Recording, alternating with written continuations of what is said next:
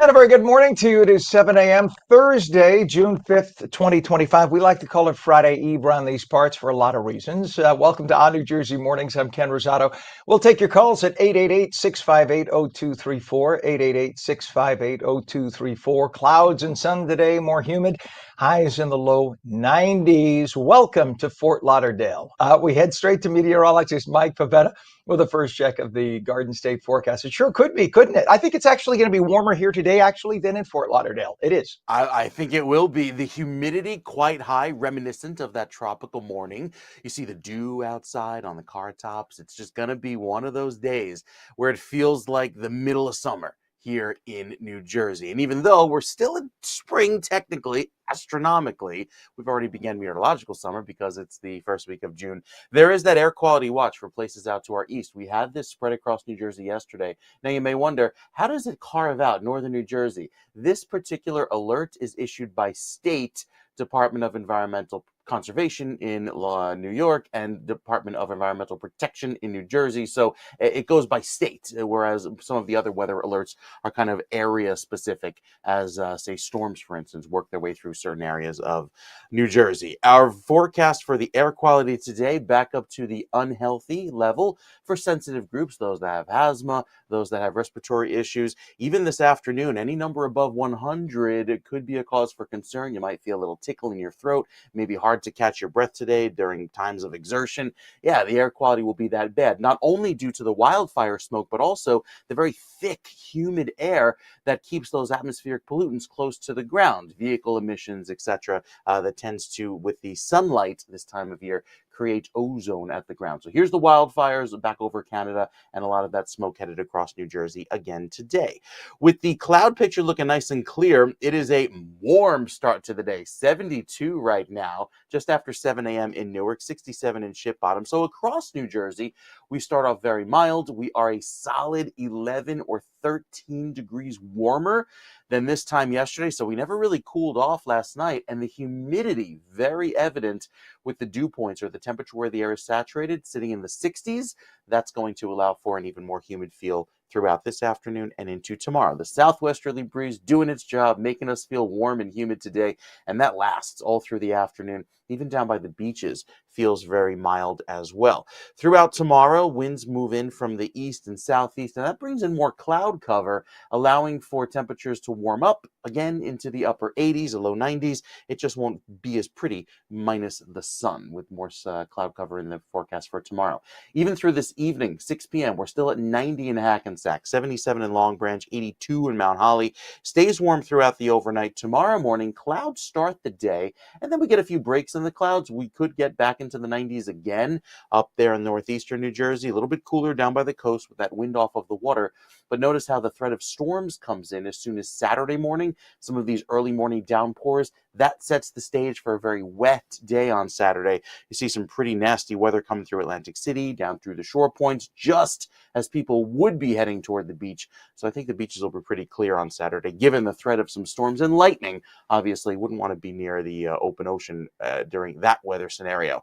Once that clears out later Saturday evening, I think Sunday's looking really good. It's a big improvement that will keep our skies nice and clear and cool early in the morning, climbing to a high of 82 Sunday afternoon. So beautiful and breezy, really, really pretty weather on the way for the second half of the weekend, kind of making up for the mess that will be around on Saturday. So here are the storms coming in later tomorrow night. Saturday, pretty much a wash. But I think Saturday night into early Sunday sees some quick clearing, and we've got a beautiful second half of the weekend leading into a dry start to next weekend. I have a very personal thing to ask, and I just asked Pam, Sure. so I'm going to ask you too, Mike. At what point are you officially late for your doctor? I say 15 minutes. That's exactly what Pam said. That's exactly what I would say. Because how many times you show up at the doctor's office 5 minutes early, you wait 45 minutes anyway, right? So I hurt my wrist This the is other true. day, right? Hurt the Yes. wrist. And I couldn't see my orthopedic surgeon. I called a chiropractor in town. I just moved to this town a few months ago, called the chiropractor that was closest in the book. And he had told me the other day, just come right on in. So I went right on in. I got there immediately, 5 minutes, show up, and he did a quick treatment. He said, I need you back here tomorrow morning, meaning yesterday, right after the show, right? So Hmm. Yeah. he told me 9:30. Fine. 9:25, I'm right in front of the complex. I'm sorry to make this so long. There's a high school across the street and they had like the road closed for something. So now I don't know how to get around. I didn't anticipate this. I pulled Okay. into the lot. It was 9:31. By the time I walked into the lobby, and it's just him, no reception, it's just him. It was exactly Yeah. 9:33. This is what I was greeted with. I felt like it was midnight on a Friday night and I was 16 at home. This is what I was greeted with. I just want to let you know, God is my judge and witness. I run a tight ship here, and I thought he was busting me. He said, if there's a 9:30 appointment, I expect you here at 9:30. Just set the record straight. It was 9:33, and I looked at him, and I thought he was kidding, and I pointed. I said, it's 9:33. He said, right. If you need to change your appointment, you need to change your appointment. Oh boy. So Pam's Well, suggestion: get another chiropractor. I think that might be the case, right? I wonder that's why he doesn't have a receptionist. Maybe nobody likes to work with him. And there was no patient before me either day, and no patient Mm, after me either day. yeah. Anyway, okay. Hmm. Just thought. I thought maybe it was me. Maybe I was being too sensitive, but okay. I'm glad. Thank you, Mike. Appreciate it. I know chiropractors get a bum rap. I know chiropractors, a lot of insurance companies don't cover them. And I like chiropractors and I go to chiropractors. So listen, chiropractors, when you get somebody who comes to you, treat them with respect. That's all. 9:33, I'm not disrespecting you for a 9:30 appointment. Just saying. All right, let's take a look at the roadways right now. It's actually not so bad. This is a Garden State Parkway shot, mile marker 150.8 north of the Essex Toll Plaza. And usually at this hour, that's because of the sun in people's faces. That usually runs heavy. That's pretty good. So let's hope that that is a sign of things to come. And I just didn't jinx it by saying that's pretty good. We have a disabled bus on Route 139. That's Jersey City area, lower eastbound side of Tunley Avenue. One right lane of the two lanes closed, and we have a disabled vehicle. This is a mess on the Pulaski northbound. That's 1 and 9 truck route by Raymond Boulevard in Newark, with the right lane of the two lanes closed. So that's going to be a disgusting mess to travel on. That's, again, the Pulaski Skyway by Raymond Boulevard. Roving repairs Route 130 northbound, Cooper Street in Willingboro Township. They've been doing this for days. It's going to be a beautiful road when they're done with it. Trust me, one lane is closed, and we have roving repairs. Route 35 northbound, north of Route 36 in Eatontown by Broadway and Keyport. And that whole area, it's about a mile long. The right lane is closed. Let's take a look at the inbound at the GWB right now. Upper and lower levels a little slow for this hour, actually. Especially those trucks there in the lower level on the left. That indicates there might be something on the New York side. We'll check into it. On the right side, the upper level not moving too bad. We only have 20 minutes of both the Lincoln and the Holland. 7:07 right now. And the race for governor is heating up as 6 Democratic candidates vie for the nomination in next Tuesday's primary, seen as a bellwether for the party's future after last year's loss to Donald Trump. From progressive Ross Baraka to moderate Josh Gottheimer, candidates are focusing on electability, the economy, and bold leadership. Voters like this one person, Cheryl Ashcroft, back Representative Mikey Sherrill to defeat Trump-endorsed Republican Jack Ciattarelli in November as Democrats aim to reclaim New Jersey's blue stronghold. Join us for live election night coverage right here on New Jersey. Our Laura Jones, isn't she beautiful? I love Laura. Our Laura Jones will guide us through the evening with live reporters at key campaign headquarters. Live coverage starts Tuesday at 8 p.m. Our live coverage also gets simulcast on C-SPAN nationwide, so check that out. 7:08, Point Pleasant Beach Municipal Court Judge Robert Lepore has been suspended for 2 months without pay by the New Jersey Supreme Court. Get this, they say he violated the Judicial Code of Conduct. The 72-year-old judge's Facebook posts, likes, and follows of law enforcement groups and political candidates, including content supporting police and expressing potentially negative views toward Democrats, deemed to show bias. So isn't this amazing? Someone like Judge Engoron in New York, the guy who was overseeing the Trump trial, a guy like Engoron donates to the Democrat Party. His daughter is on the campaign for Biden and then Harris. That judge was okay to judge the future president of the United States. The liberals had no problem with that. But the blue liberals in New Jersey have a problem with a municipal court judge. A guy does parking tickets. They have a problem with him checking like on a Facebook page to support our police. It just tells you where they are politically in New Jersey. When you go to vote, when you have a choice between a D and an R, and I know the Republicans are not the perfect party, just remember that. Every time you vote Democrat, no matter how good you think that guy or girl is, that's what you're voting for. Craziness. Remember that. This is not your grandparents' Democrat Party. My grandparents were Democrats. I was a Democrat when I was a kid. No more. In Atlantic City, two irreplaceable instruments, a custom purple sparkle Telecaster guitar owned by Nancy Wilson and a vintage 1966 Gibson mandolin belonging to Paul Mock, were stolen from the rock band Heart's gear at the Hard Rock Hotel and Casino last weekend. It's all about love. You know that group? Great, great group. Just before their nationwide tour kickoff, their instruments were stolen. The band, led by sisters Nancy and Ann Wilson, is offering a reward for information leading to the instruments' return, with Nancy calling them extensions of their musical souls. The investigation's ongoing. In Atlantic County, a fuel theft scandal has led to charges against Joseph L. Ridley, a 47-year-old supervisor in the county's Public Works Department. May 27th, authorities say they caught employees of Ridley's private business Z5 Logistics fueling trucks at a county-owned station in Northfield using a stolen diesel bypass code. Ridley faces second-degree official misconduct and theft charges, while three employees, Zakar Ridley, Jason Meredith, and Corey Smith, face disorderly persons theft charges. The investigation continues to determine the total amount of fuel stolen. In Morris County, former parish bookkeeper Melissa Rivera has pleaded guilty to stealing nearly $300,000 from Our Lady of the Mountain and Our Lady of Good Counsel parishes.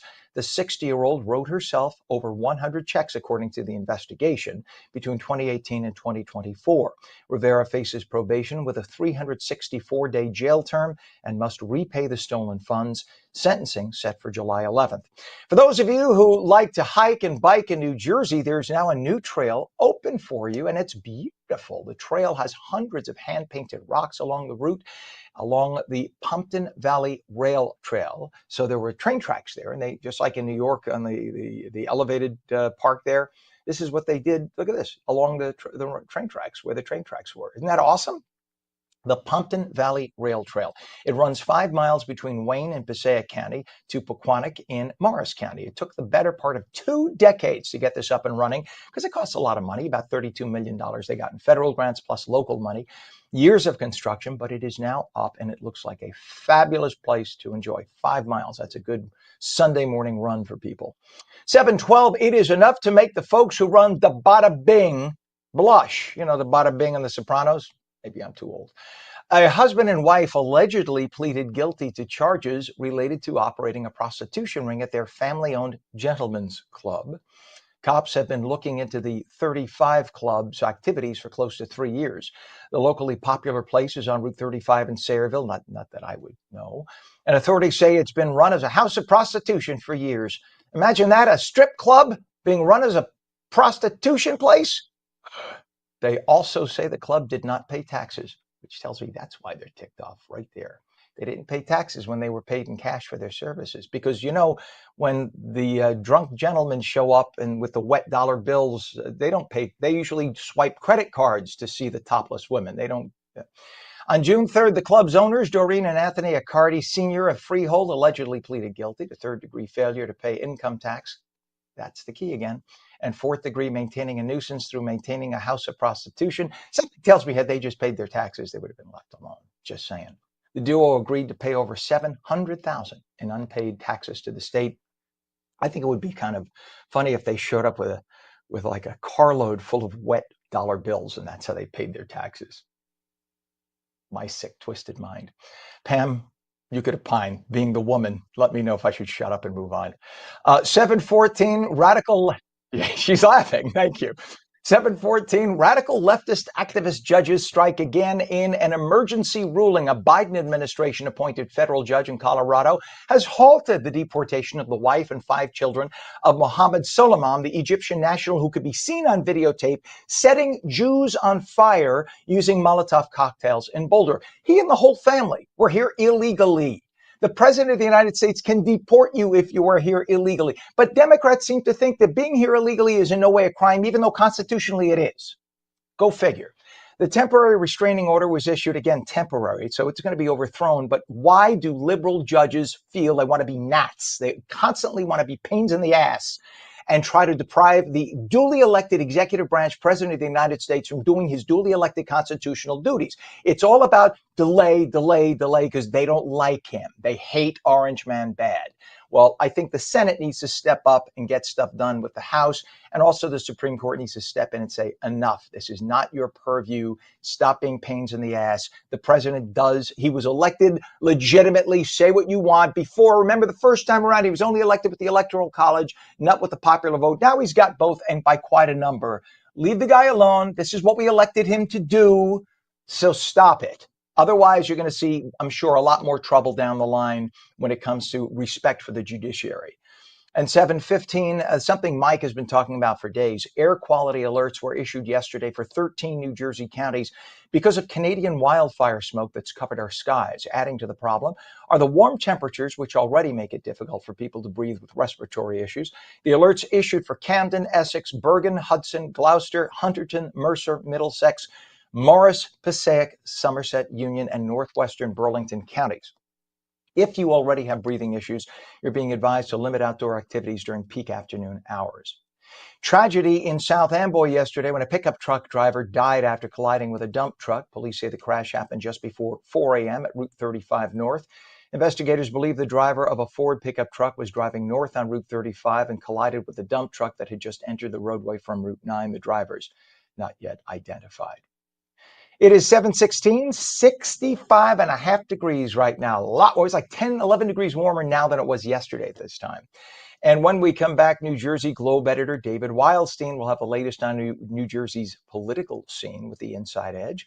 Clouds and sun today, more humid, highs in the low 90s. Meteorologist Mike Favetta returns with your full Garden State forecast, and we will take your calls at 888-658-0234. You are watching On New Jersey Mornings. Don't go away.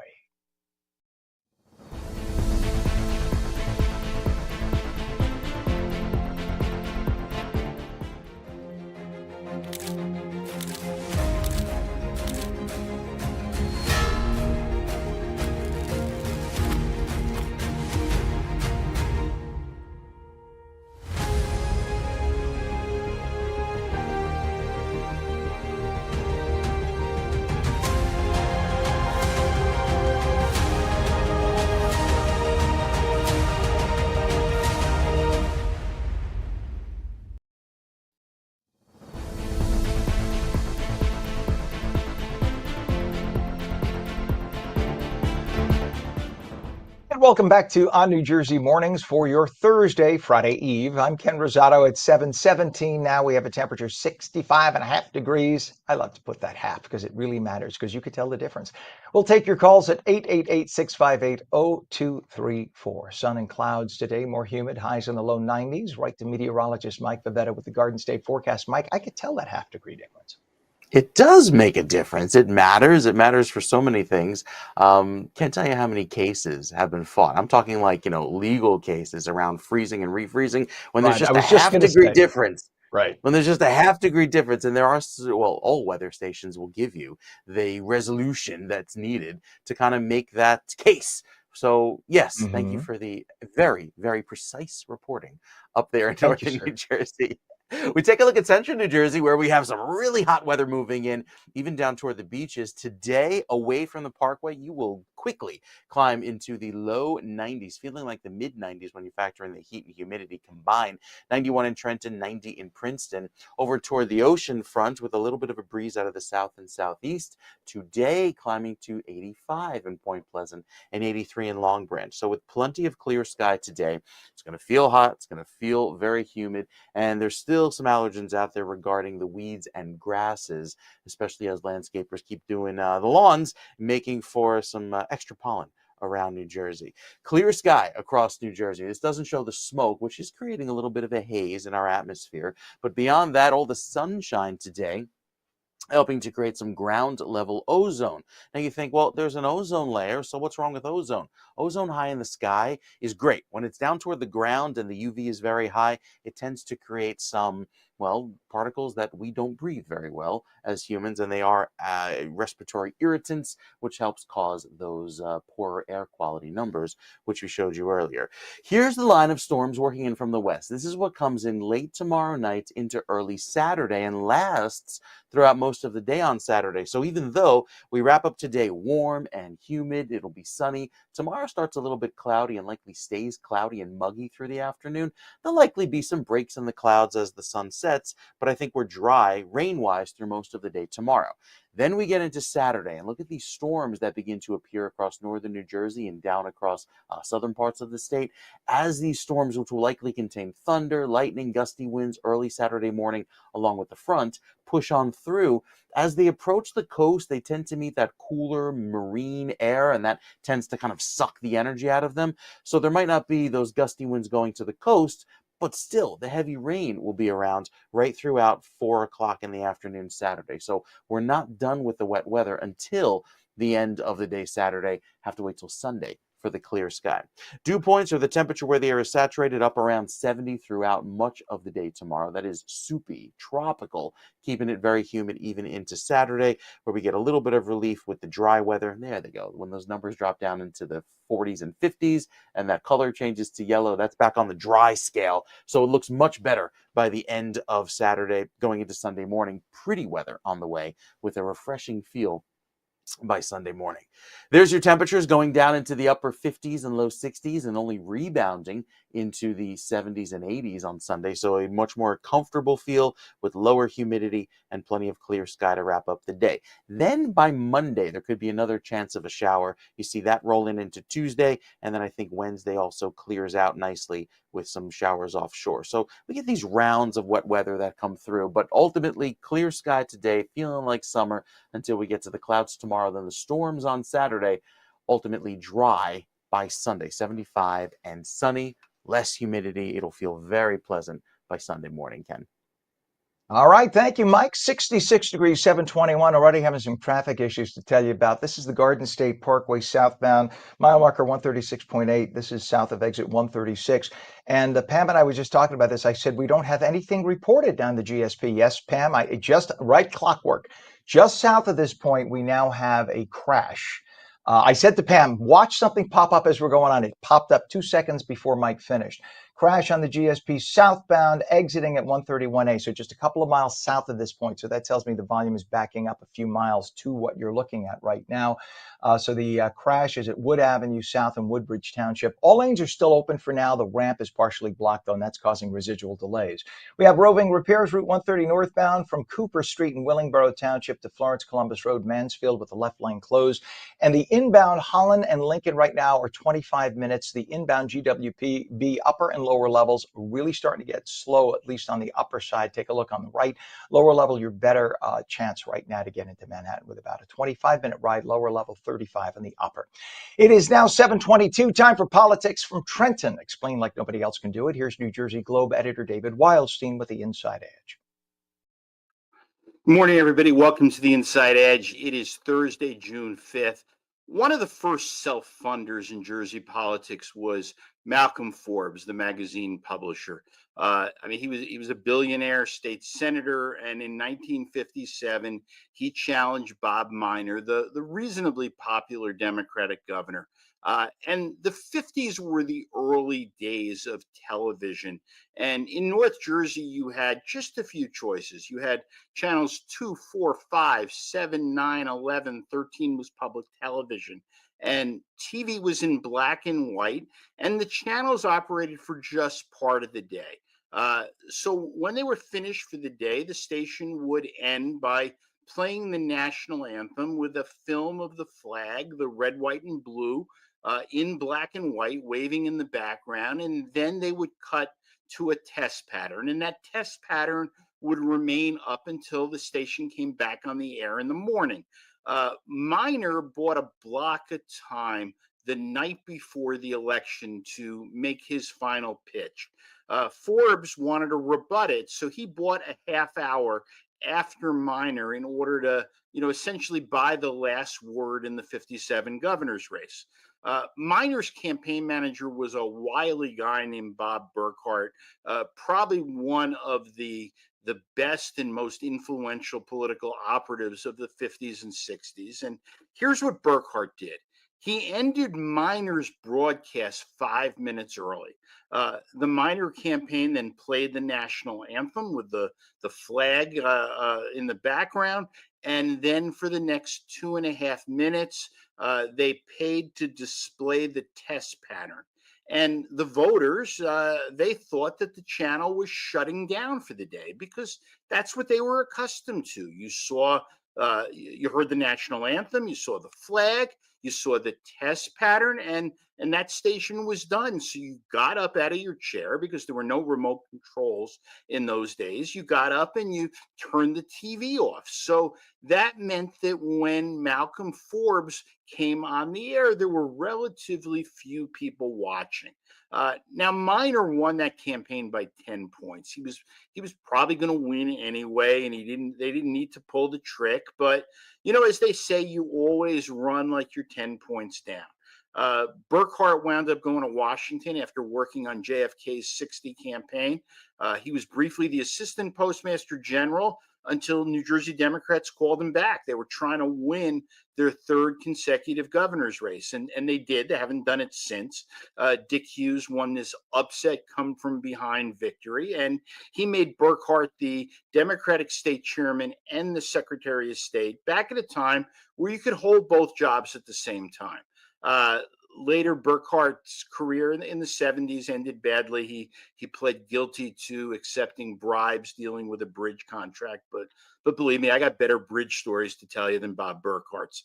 The Inside Edge will not be on tomorrow because tonight we're going to have our annual pre-primary live stream, Nerd Fest 25, with Micah Rasmussen and Joey Fox and Zach Blackburn and Ryan Debicki, and I hope you'll all watch that, and then maybe have had enough of me at least through the weekend. So I'll be back on Monday. Thanks, everybody.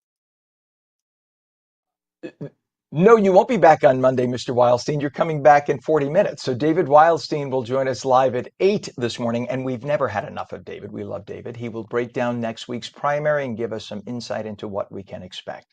And you can join us for live election night coverage right here on New Jersey. Our Laura Jones will guide us through the evening with live reporters at key campaign headquarters. Live coverage starts Tuesday, 8 p.m., and our live coverage also gets simulcast on C-SPAN nationwide. 727, it is a major investment in the health and well-being of Essex County residents. A new state-of-the-art YMCA facility is on the way in Livingston, thanks to a strategic partnership with Valley Bank. Our Lisa Marie Falbo has more on what this means for families and the future of community engagement in the region.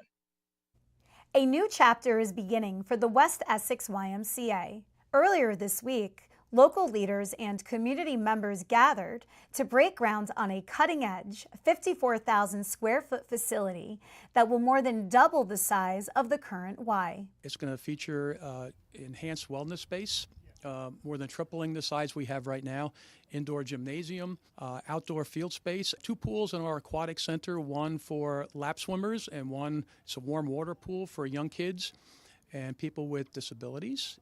The project is made possible by generous donors and a significant financial commitment from Valley Bank. It marks the start of a long-term collaboration aimed at enhancing lives across Essex County. So first and foremost, the town of Livingston has been amazing throughout the process. They've been incredibly supportive.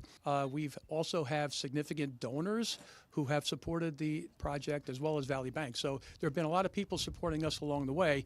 Their footprint overlaps with Valley's footprint, and that's very attractive for us.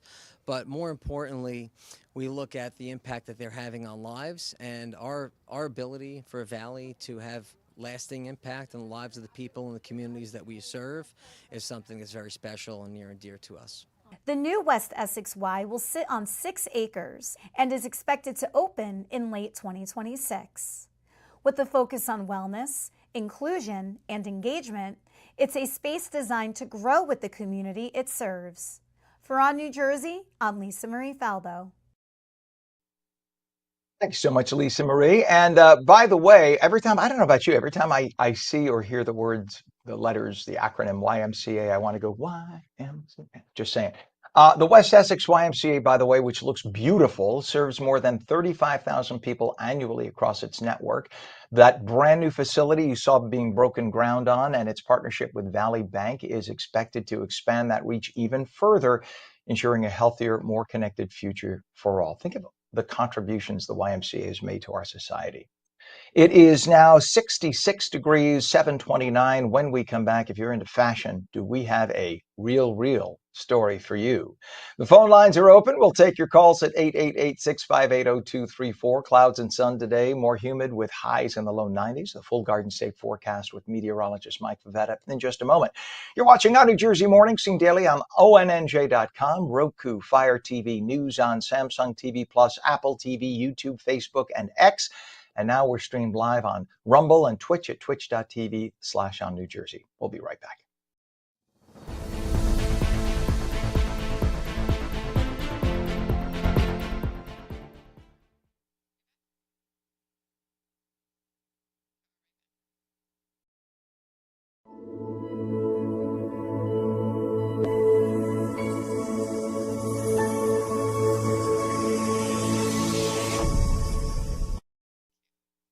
Good morning, 66 degrees, 7:30. I'm Ken Rosato, Thursday, June 5th, 2025. Welcome back to ONNJ Jersey Mornings. Clouds and sun today, more humid with highs in the low 90s.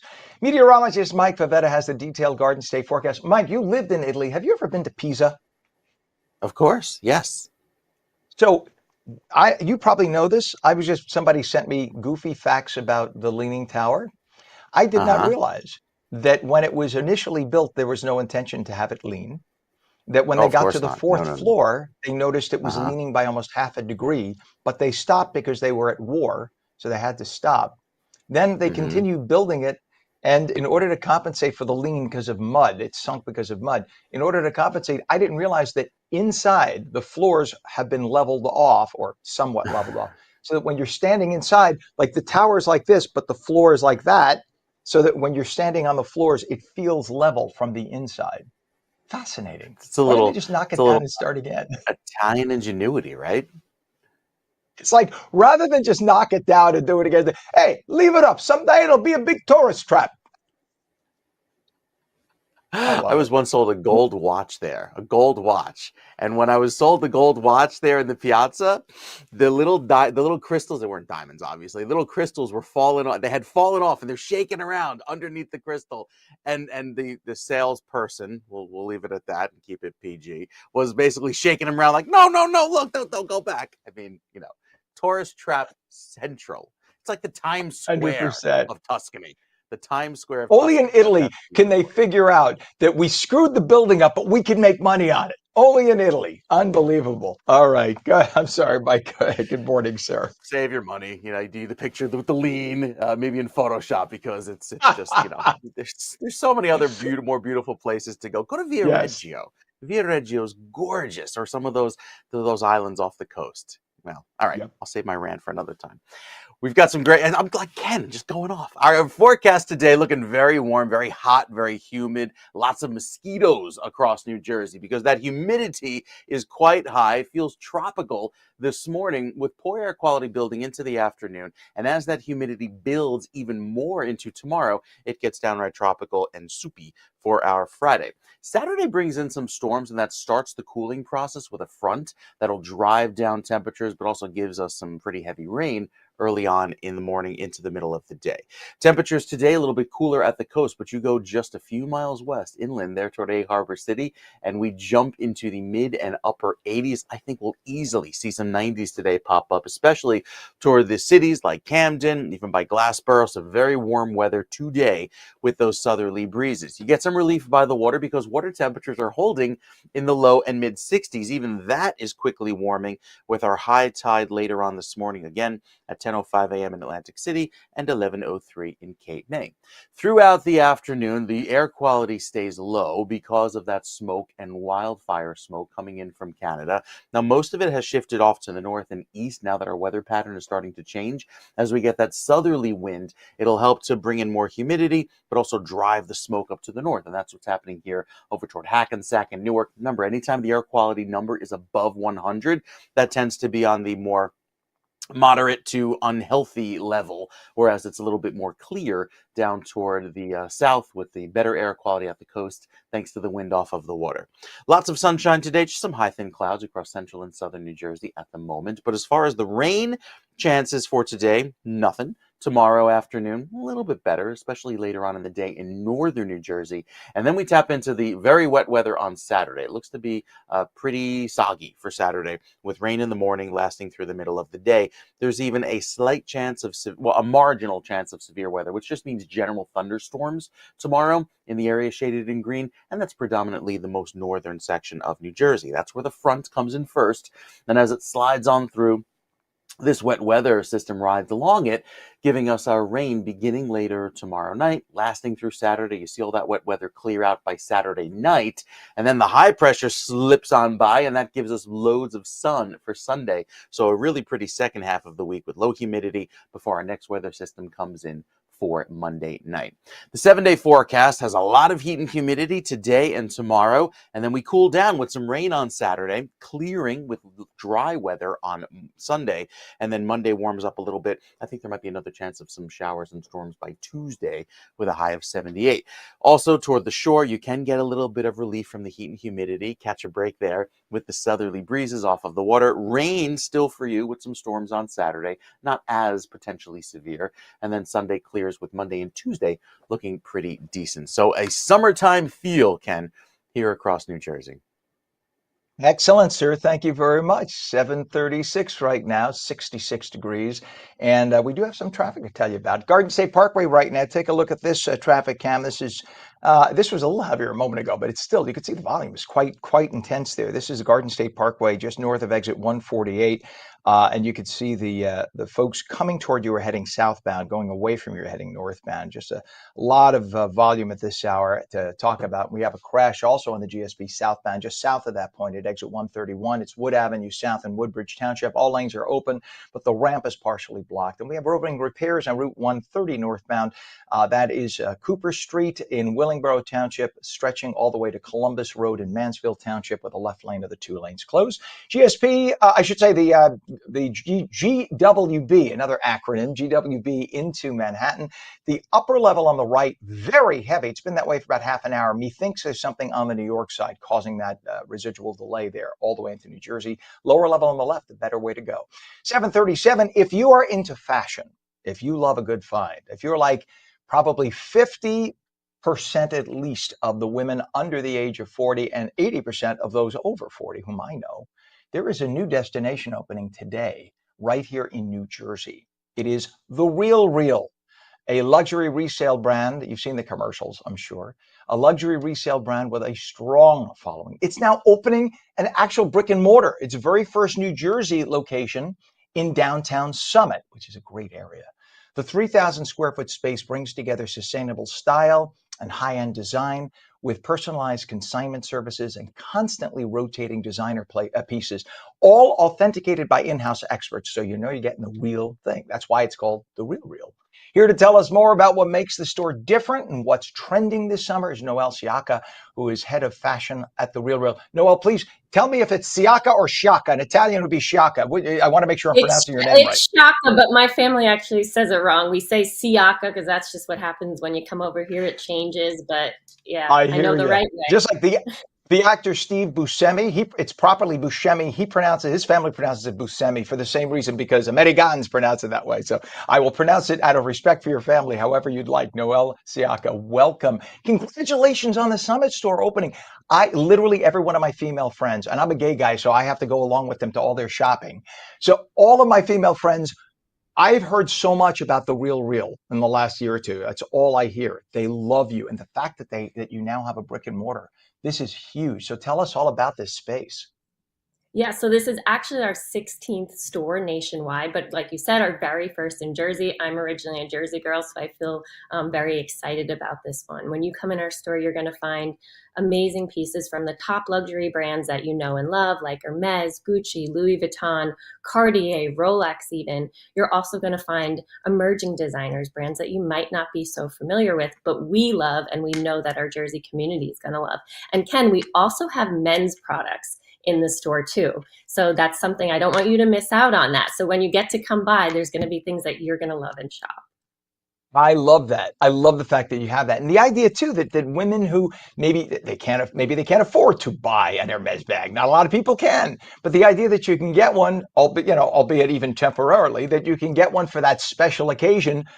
It's just brilliant. What a brilliant concept. The whole business model is just so intelligent. It was awesome. So tell us about some of the design details that are sort of an homage to New Jersey's textile history. Yeah, so we brought in local artists to help with some of the art to decorate the store. It's very important for us that while we have a large nationwide brand, we're also tapping into the local marketplace. Even when we send the product to the store, we're looking at our data on what is that specific marketplace interested. So it's very tailored to the New Jersey community.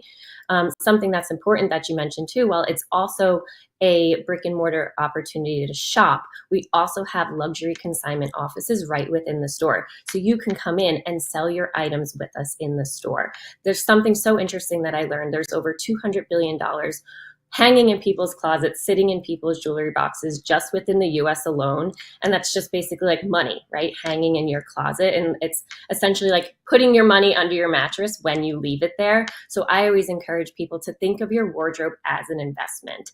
Put that back on the real, get some money back for it. And guess what? That jacket that you leave in your closet, you don't gravitate towards anymore because you're not interested in it. Someone's going to get connected to it on the real and they're going to love it. It's going to be their favorite piece. So it's really a win-win for the buyer and the seller. 100%. Look, I got a mother who's pushing 87 right now, and she's still, by the way, in amazing shape. And she used to be always dressed to the nines, the furs, the jewelry, and like she had the money. But when she bought her clothes, it was always the best and always maintained them beautifully. We're in the middle of moving her now. She has like 3 closets full of this. So you will be seeing my mother and me come by. Uh, we have all name brand stuff. So you could open an outlet store in my mother's closet if you'd like. You, the We consignment love that. concept. We love that. I'm not kidding.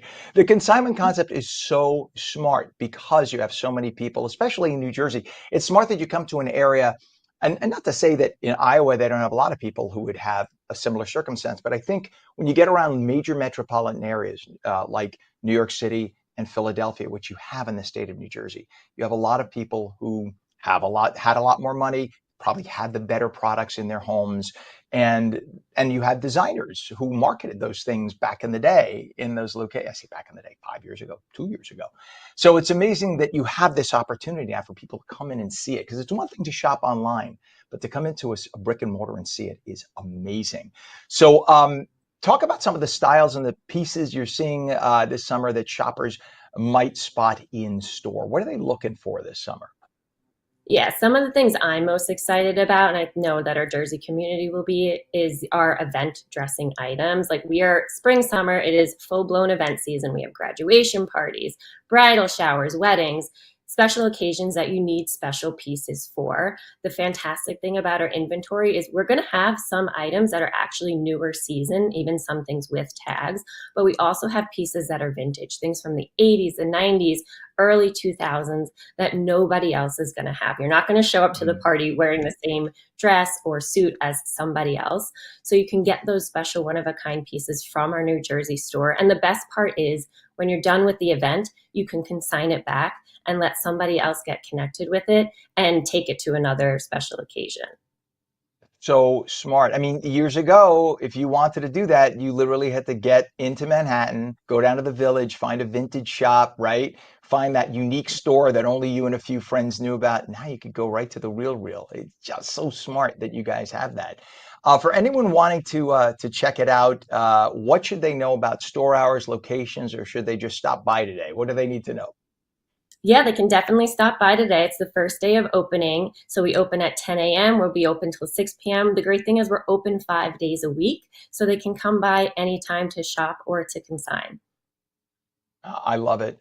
And again, I'm not kidding. And I know you know this already, but when the Real Real first started and they started marketing and stuff, I can't, to every female friend I have, that's all they talked about was the Real Real, the Real Real, and I see why. I mean, it gives you the opportunity to dress like you're a billionaire. and just amazing that you're now opening that store here in New Jersey, and you got them around the country, but it's nice that we have one right here in the Garden State. Please come back again. We want to hear that you're opening a second, third, and fourth location soon if you can. Noelle Siaka, head of fashion at The Real Real, you're awesome, and all the best to the brick and mortar location. Thank you, Ken. You bet. Have a great day. I love that. It is 67 degrees. Listen, we don't have a lot that we could enjoy about spoiling ourselves in life. And that is such a smart idea. Because, some would say, oh, it's wasteful always to buy outright something expensive. But here's an opportunity to buy if you want to buy on consignment, you buy something temporarily, or go and find a great bargain if you do have the money to do it. It's just so smart at The Real Real. 7:45, 67 degrees. We got clouds and sun today, more humid, highs in the low 90s. Meteorologist Mike Favetta comes back with your full Garden State forecast. Taking calls too at 888-658-0234. 888-658-0234. You're watching on New Jersey Mornings. Don't go away.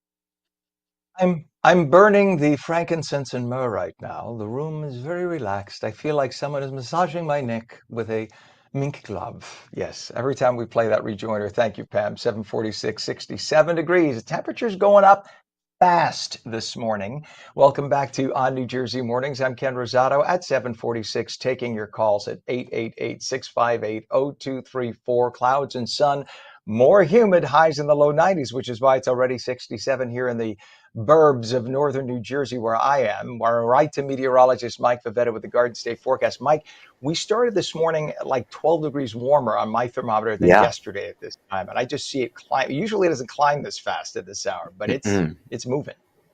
It's moving quickly. It's going to be a warm afternoon. You feel the heat and humidity right now, and that will mean highs in the 90s away from the coast, like in northern New Jersey, over toward places like Hackettstown, Newton, up in Sussex, 90 degrees under blazing sunshine. The heat and humidity combined in Hackensack will feel very, very warm, even for you in Jersey City, 90 degrees there. Newark comes in at 91. So plenty of heat, haze, and humidity. Granted, no more drought across New Jersey. We finished that because we've had so much rainfall. So we'll go into this weekend above average and keeping our highs well above average through the next 2 weeks. That orange color across New Jersey spreads all the way back to the Midwest, and most of the U.S. will be very warm, at least through the middle of June. Even slightly above average chances of rain through, say, 195 south, according to the Climate Prediction Center.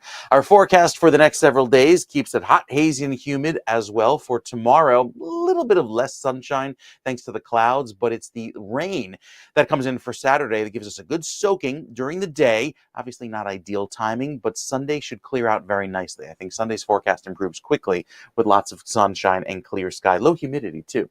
That pleasant weather sticks around through Monday, and then Tuesday, we have our next chance for some rain beyond that. The shore points are a little bit cooler. You can find some relief there along the shore. By Saturday, however, it's all about the rain, even at the coast, and then Sunday clears beautifully too. Monday brings back sunshine, and Tuesday should stay dry with a high of 77, so very pretty weather going forward, at least into the weekend, where we have that one day of rain on Saturday, and then it's right back to beautiful weather, Ken, by Sunday. All right, that's it. We like the beautiful weather thing. Into that very much. All right, we're up. By the way, it's now crossed over into 67 degrees. Literally, while you were talking, it went from 66 to 67. All right, I'll just take my schwitzing elsewhere. Thank you, Mike. Appreciate you. 7:48 right now at 67 degrees. And take a look at the New Jersey Turnpike. We now have some traffic forming there. This is mile marker 117.2. South of Route 46, and you can see that there is some kind of there was a construction vehicle in that leftmost lane. I think it's still out of the picture now, but ahead you could see that what is the leftmost of your screen. You could see those cars now kind of stop and go. So they're doing some kind of construction setup. Again, this is mile marker 117.2 south of Route 46, US 46. and that's on the New Jersey Turnpike. We have a crash on the Garden State Parkway southbound exiting 131. That's Wood Avenue South in Woodbridge Township. 2 right lanes blocked, and the exit ramp is blocked, so that's kind of a mess there. And Roving repairs Route 130 northbound from Cooper Street, Willingboro Township to Florence Columbus Road in Mansfield Township with the left lane closed.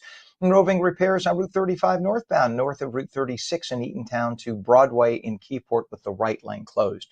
Taking a look now at the approach to the George Washington Bridge. Again, this has been going on for about half an hour. The upper level on the right seems to have an issue, so avoid that. You can see that's about a 45-minute delay into Manhattan on the upper level. The lower level on the left is just flying right in. Definitely the better route. We got 30 minutes both, or 30 minutes at the Lincoln and 20 now at the Holland Tunnel at 7:50. For those of you who like to hike and bike in New Jersey, there is a beautiful new trail that is now open. The trail has hundreds of hand-painted rocks along the route, along the Pompton Valley Rail Trail. That's what it's called. It used to be railroad tracks right where they're standing, and they ripped it up, and that's what they built. Look at that. You can see it's the width of a train. So now it's a trail. It runs 5 miles between Wayne in Passaic County to Pequannock in Morris County. It took the better part of 2 decades to get it up and running, along with a federal grant of $32 million and years of construction, but they have completed the project. Now it's there, open for everyone to enjoy. Beautiful 5-mile route. 7:50. It is enough to make the folks who ran the bada bing on The Sopranos blush. A husband and wife allegedly pleaded guilty to charges related to operating a prostitution ring at their family-owned gentleman's club. Why do they call it a gentleman's club? Pam, do you know why they call it a gentleman's club? I mean, are we really gentlemen? Pam says, try to make them feel better. I'm sorry. It is what it is. Cops have been looking into what you see right there. That's the Club 35. Let's get fancy schmancy, put it up in Roman numerals because that makes it classy. There you go. See, if you just write 35 like they do at the top, it ain't classy. When you put the XXXV, then it's classy. Cops have been looking into the 35 Club's activities for close to 3 years. The locally popular place is on Route 35, smart, in Sayreville, and authorities say it's been run as a house of prostitution for years. Then why didn't they investigate it for years? They only investigated it when they thought the club wasn't paying taxes on the cash, the wet dollar bills that they were putting in the ladies' G-strings. Suddenly, when they weren't getting the taxes according to the officials, that's when they had to investigate. Find that funny. On June 3rd, the club's owners, Doreen and Anthony Accardi, Sr. of Freehold, allegedly pleaded guilty to third-degree failure to pay income tax, and fourth-degree maintaining a nuisance through maintaining a house of prostitution. Notice that's the second charge. The first charge is, hey, you didn't give us a cut. The duo agreed to pay over $700,000 in unpaid taxes to the state. 7:52. The race for governor is heating up as 6 Democratic candidates vie for the nomination in next Tuesday's primary, seen as a bellwether for the party's future after last year's loss to Donald Trump. From progressive Ross Baraka to moderate Josh Gottheimer, candidates are focusing on electability, the economy, and bold leadership. Voters like Cheryl Ashcroft back Representative, Mikey Sherrill, Democrat, to defeat Trump-endorsed Republican Jack Ciattarelli in November as Democrats aim to reclaim New Jersey's blue stronghold. And those gubernatorial primaries are just days away, June 10th. So the Election Law Enforcement Commission has dispersed nearly $37.5 million in public matching funds to 8 of the 11 candidates. Democrats Steve Fulop, Josh Gottheimer, Mikey Sherrill, and Republican Jack Ciattarelli each maxed out at $5.5 million. Steve Sweeney received $5.3 million, Ross Baraka $4.2 million, John Bramnick $3.2 million, and Bill Spadia $2.8 million. The program matches funds 2-to-1 for candidates meeting thresholds, capping primary spending at $8.7 million. 7:53, a new Survey USA poll offers a little clarity on the candidates. The poll shows Representative Mikey Sherrill leading the Democrats with a 41% favorability rating, just ahead of Representative Josh Gottheimer at 36%. Newark Mayor Ross Baraka and Sean Spiller tied at 34%, while Steve Fulop and Steve Sweeney trail slightly. On the Republican side, Jack Ciattarelli, with Trump's endorsement, scores 40% favorability. Many voters remain unfamiliar, though, with the candidates, despite millions spent on campaigns. A lot of people just don't pay attention to local and state politics like they do national. 7:54. Join us, by the way, for live election night coverage right here on New Jersey. Our Laura Jones will guide us through the evening. I'll be watching. We'll have live reporters at key campaign headquarters. Live coverage starts Tuesday, 8 p.m. And that live coverage also gets simulcast this year on C-SPAN, no matter where you are around the country or around the world. 754 air quality alerts were issued yesterday for 13 New Jersey counties. Mike was talking about this because of Canadian wildfire smoke that's covered our skies, adding to the problem. Warm temperatures, which already make it difficult for people to breathe with respiratory issues. The alerts were issued for Camden, Essex, Bergen, Hudson, Gloucester, Hunterton, Mercer, Middlesex, Morris, Passaic, Somerset, Union, and northwestern Burlington counties. If you currently have breathing issues, you are advised to limit your outdoor activities during peak afternoon hours when the sun is up and it is hottest. But just something to point out, it's liberal places like Canada and California that have these wildfire issues, and that is because the environmentalists over the years have fought the locals when they wanted to clear the dead brush and cut down the thickness of the trees. And so every time there's a little lightning or somebody has a campfire or something, the whole forest goes up in flames. And Canada, you lives up there, everything comes blowing down into our neck of the woods.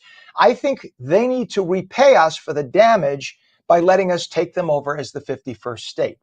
I'm just saying. Otherwise, stop your damn wildfires, because it impacts 2/3 of the United States every time this happens every year. And you could stop it by stopping your liberality and thinning out all those dead trees. Spend a little money and clear your dead forests. Just saying. 7:55, we had tragedy in South Amboy yesterday. A pickup truck driver died after colliding with a dump truck. Police say that the crash happened just before 4 a.m. Route 35 North was the location. Investigators believe the driver of a Ford pickup truck was driving north on Route 35 and collided with the dump truck that had just entered the roadway from Route 9. The drivers have not yet been identified. It is 7:56. Radical leftist activist judges strike again in an emergency ruling. A Biden administration appointed federal judge in Colorado has halted the deportation order of the wife and 5 children, all here illegally, the family of Mohammed Soleiman, that's the Egyptian national, who can be seen on videotape setting Jews on fire using Molotov cocktails in Boulder, Colorado. The temporary restraining order was issued by U.S. District Judge Gordon Gallagher. By the way, Google his name. Judge Gordon Gallagher. We didn't want to show his face. This weird looking dude with this almost looks like an artificial character from a Marvel comic. He has this weird square jaw, like it almost doesn't look real. Anyway, the temporary restraining order was issued by this U.S. District Judge Gordon Gallagher, again impacting something that is nationwide. And it prevents federal immigration authorities from removing Soleiman's wife and 5 children from the country. Judge, there's a reason for this, because we don't want this lunatic who tried to kill dozens of Jews by setting them on fire, and he tried to get a firearm permit to shoot them all. We don't want him to have an anchor in the United States, Your Honor. And the family's all here illegally. So why are you giving them a temporary restraining order to allow them to stay 1 minute longer? They're illegal, okay? We have rules here. The ruling will remain in effect until a scheduled hearing June 13th, at which point you know that the superior courts will say, no, get rid of them. They're not here legally. So the Democrats broke the law by illegally allowing millions of illegals to stream into our country without due process. See, there was no due process when they just walked over the border. But now all the libs want due process to send them out. Kind of funny how that works. They settled at the big sanctuary cities so they could boost the populations in those big urban sanctuary city centers. And that added leftist congressional seats where the local citizens could actually vote for more Democrats in Congress. There are several studies that show that if we deported all the illegals in this country, the Democrats would lose 15 to 30 left-wing Democrat congressional seats in the country, which is why they are fighting tooth and nail to keep illegals in this country. And that's why they let them in. If you think otherwise, you're crazy. If the Democrats thought all the illegals coming in were Republicans or going to be Republicans or would help Republicans by not settling in Democrat centers like the sanctuary cities, they would never have allowed them in. 7:58, Point Pleasant Beach Municipal Court Judge Robert Lepore has been suspended for 2 months without pay by the New Jersey Supreme Court for violating what they call violating the Judicial Code of Conduct. He's a 72-year-old judge. He had Facebook posts where he liked certain things, like support our police and things like that. So that clearly made him biased, because how could a judge like that, who by the way is a municipal court judge, so he handles like traffic tickets. Okay, he's not a Supreme Court judge, but he violated the code of ethics. Meanwhile, you have somebody like a judge in Manhattan, Judge Engoron, who, in violation of New York's rules, donated to left-wing political campaigns, donated to Biden's campaign, supported Harris publicly, and his daughter was on the Harris campaign committee. But yet he was allowed to preside over Trump. That was okay. But then you come to New Jersey, and the state Supreme Court, all liberals, the state Supreme Court said that this municipal court judge, again, he handles like speeding tickets, that because he said, I support my police, that he is now suspended without pay pending a hearing that's coming up in a few weeks. Unbelievable. In Atlantic City, 2 irreplaceable instruments, a custom purple sparkle Telecaster guitar owned by Nancy Wilson and a vintage 1966 Gibson mandolin belonging to Paul Moak, were stolen from the rock band Heart's gear at the Hard Rock Hotel and Casino last weekend, just before their nationwide tour kickoff. The band, of course, led by sisters Nancy and Ann Wilson, offering a reward for information leading to the instrument's return. Nancy calling them, quote, extensions of our musical souls. The investigation's ongoing. It is 67 degrees now, 8 o'clock. We'll be back in just 30 seconds, taking calls at 888-658-0234. And we'll be joined by my dear friend, David Wildstein. I see him. I see you in the preview monitor, David. I see you there. Gonna have lots of heat today. Yeah, David is in a place that's always hot. We'll tell another time. Clouds and sun, more humid, highs in the low 90s. We'll have the full Garden State forecast in just a moment. We're coming right back on New Jersey Mornings. Don't go away.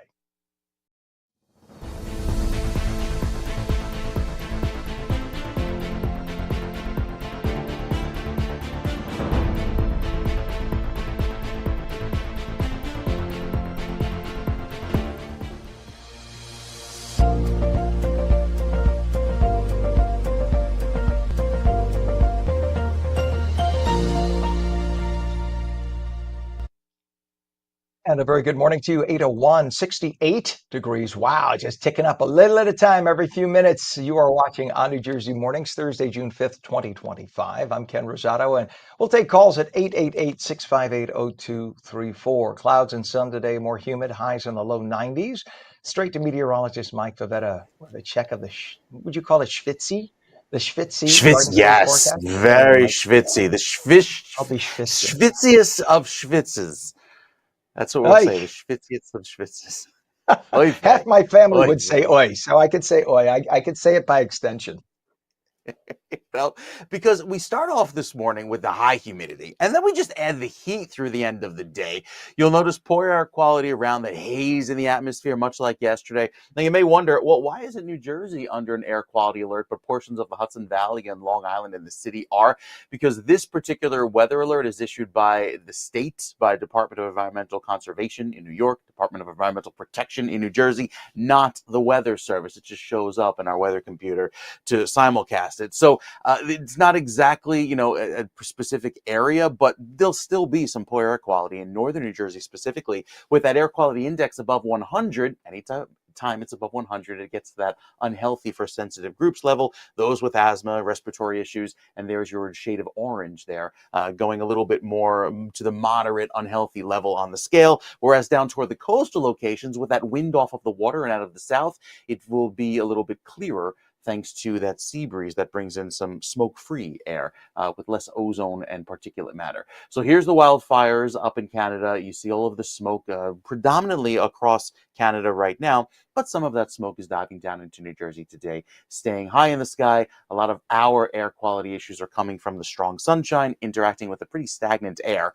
and that's why we're already in the low 70s across northern New Jersey. That's 14 degrees warmer than this time yesterday in Morristown and Sussex. So it's going to get hot later on this afternoon, especially with that big jump in temperatures. We're typically only in the mid 70s for our high this time of year. So if we start the day in the 70s, it's going to be really, really warm and muggy by the end of the day.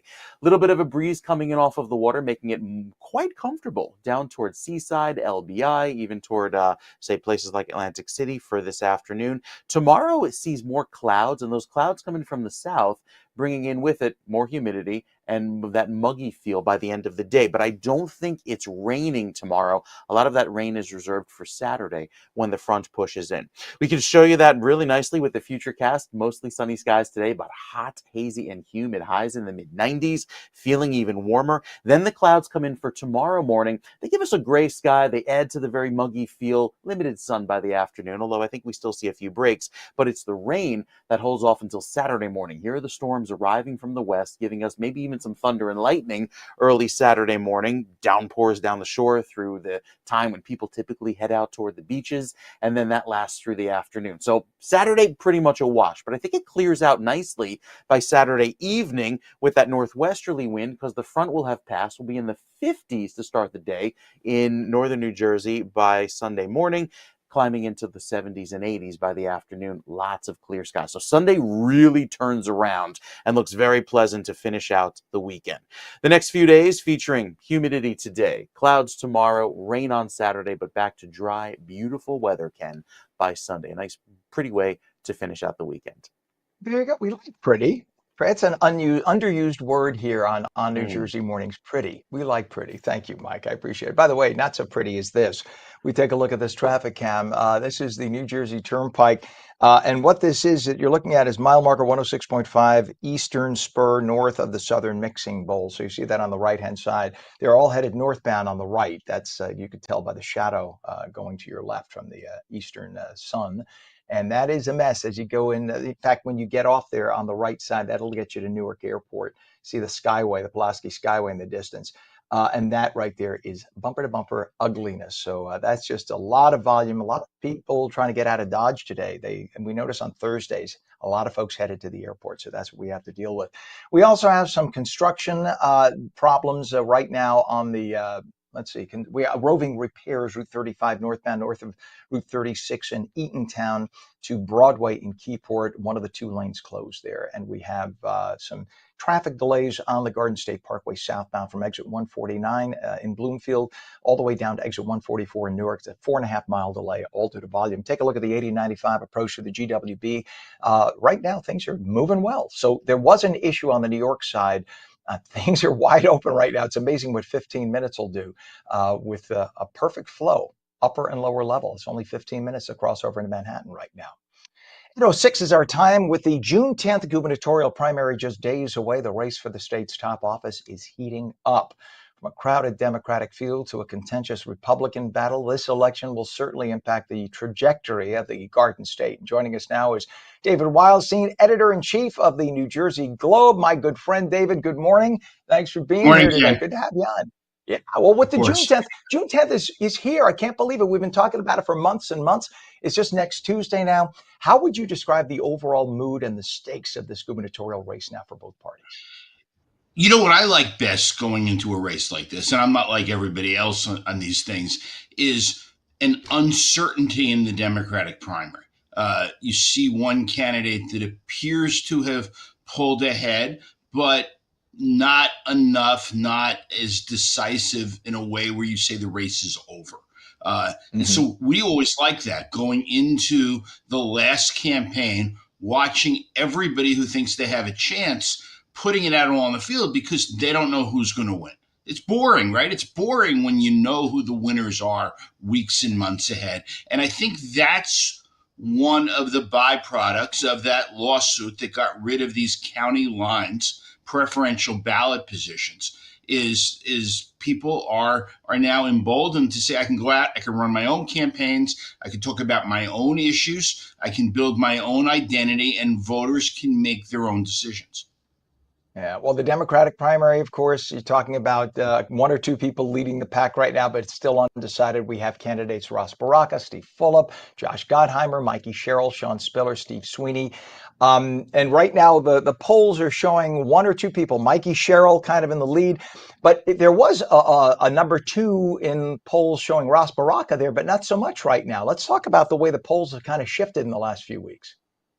Yeah, I mean, first of all, it's polling in a non-traditional sense, which means Jersey, just like it's lost its news organizations, it's lost its pollsters. Patrick Murray from Monmouth University, they shuttered the doors. Quinnipiac pulled out of New Jersey. Eagleton is not polling as often. They've got a really good polling operation at Fairleigh Dickinson, but they haven't done a horse race. So what we're relying on is internal polls that we get from people on the inside that tell us, how they want to do. Now, I used to run campaigns way back in the, 80s and 90s and God, even the 70s. I shouldn't admit that, but there's two things that you can count on. These are like two rules of political operatives in a close race at the very end of the election. Some of these are my friends, and they're great people, and I'm not disparaging them. Rule number one is campaigns lie about their internal polls. Rule number two is campaigns never tell the truth about their internal polls. So, we rely on this, and what I sort of do is I pull this information a little bit from this side and a little bit from that side, and this guy says this, and I sort of meld it together a little bit so that I can get a, sort of my own idea on where I think. But, what do I know? I'm you sound brilliant when you say here are the winners, and you sound dumb when you get it wrong. So, you just sort of guess. Amazing how rules number 1 and 2 seem so similar. On the Yeah. Republican side, Jack Ciattarelli seems to be the guy, right? He's leading strongly over Bill Spadea and John Bramnick. He has strong county party endorsements. And of course, Ciattarelli having the Trump endorsement. Do you see this as kind of a done deal, or could we still see a surprise in the GOP primary? Again, without really good, reliable, independent polling, who's to say? I think Ciattarelli is the front runner. Spadea would never surprise me. I don't know that some people think it might be a landslide. There's others who think, Ciattarelli's ahead, but maybe not by as much. And, one of the things you can't measure in these races is the effect of a ground game that somebody has put together. Big difference of whether you have, 50 people out there working on a campaign who meet at a diner at 7:00 and walk out at 9:30 and go do a couple, an hour and a half of canvassing and head home. Or, you have an army of 1,000 labor guys or really dedicated true believers, that are at the headquarters at 7 a.m. and they're prepared to go all day long. And that's the kind of thing you don't measure. What you can measure, Ken, is who's already voted. And, that's interesting. New Jersey's had almost 300,000 votes already cast. Those are, to simply put it, no longer undecided voters. Right. And that is different from what we had 30 years ago and 20 years ago. Now that the voting is not just a day, that really changes the whole dynamic. And you've noted that New Jersey's recent elections have shown a bit of a rightward shift. In fact, we just got more data that show the number of registered Republicans and registered Democrats and independents in the last month. We see that Republicans are still getting gains, but for the first time in a number of months, in a couple of years, in fact, Democrats started to tick up again. And Democrats still lead by 800,000 registered voters in the state of New Jersey. So they're ahead. But there's that huge swath of independent voters in the state of New Jersey that, depending on the mood, could shift one way or the other. And they're like the Titanic. Once they start heading in one direction, it seems like they can't be turned around before the iceberg. So do you see that giant swath headed Republican this time? It could be. Ken, because we talk about it. I sometimes rely more on historical trends than I do on what people think right now. And Jersey, it has become, over the last few decades, it's a blue state. Hasn't elected a Democrat, a Republican to the U.S. Senate since '72. Hasn't elected a Republican president out of New Jersey's electoral votes since '88. It's been a long time, but over these last 50 something years, New Jersey has had an equal number of Republican and Democratic governors, really for the same amount of time. Jersey voters, specifically those independents that you're talking about, they don't mind having a Republican governor to sort of watch the Democratic legislature, to watch Democratic local officials. And a party has not kept the governorship 3 elections in a row since 1961. I don't know, a couple weeks old the last time this happened, and now I'm sort of inching my way closer to the green pastures. So I'm I think this race starts out as a toss up. I think anything can happen, and isn't that great? I mean, can we talk just you and I privately on the air about what's selfishly in our interest? We want a close race, right? We want, I agree. and this is Ken. This is the job of a primary. The primary is to find the two best candidates from either party, preferably two good people, and put them into a race where they can express their views and their vision on the future of New Jersey, and then let voters in a fair context decide which one they best identify with and which one they want them to lead. That's the role of a primary.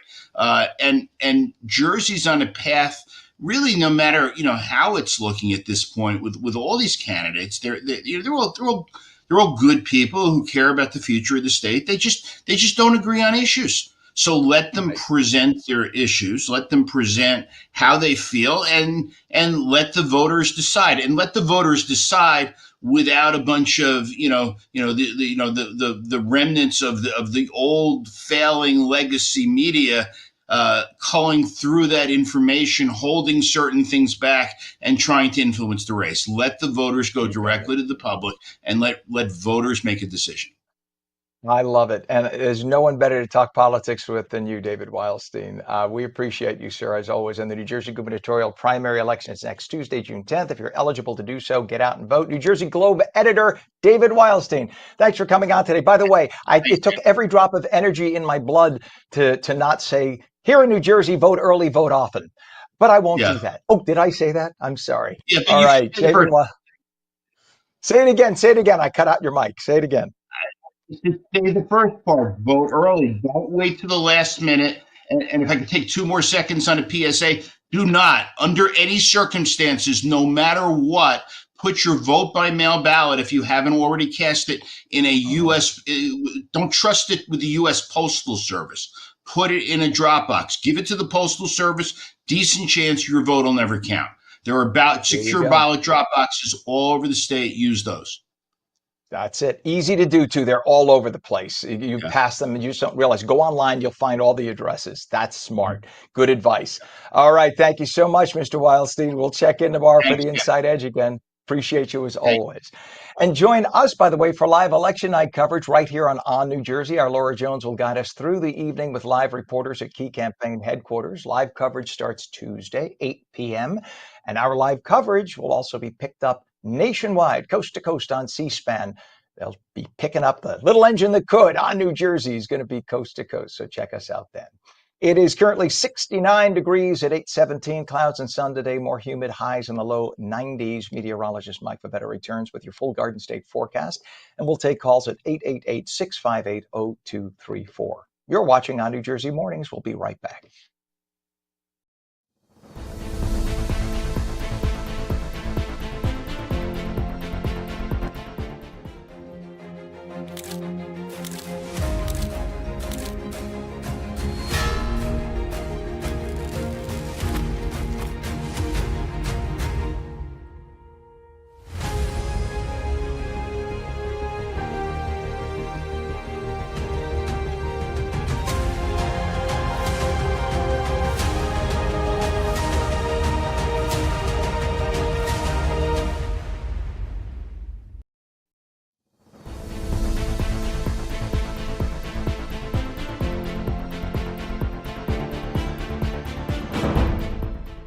Welcome back to On New Jersey Mornings. I'm Ken Rosato. It is 8:18, and we're taking calls at 888-658-0234. Clouds and sun today, more humid, highs in the low 90s. Right to meteorologist Mike Favetta with the Garden State forecast. Mike, I have my old-fashioned zinc nose Sun guard, sun Oh, do you? protector.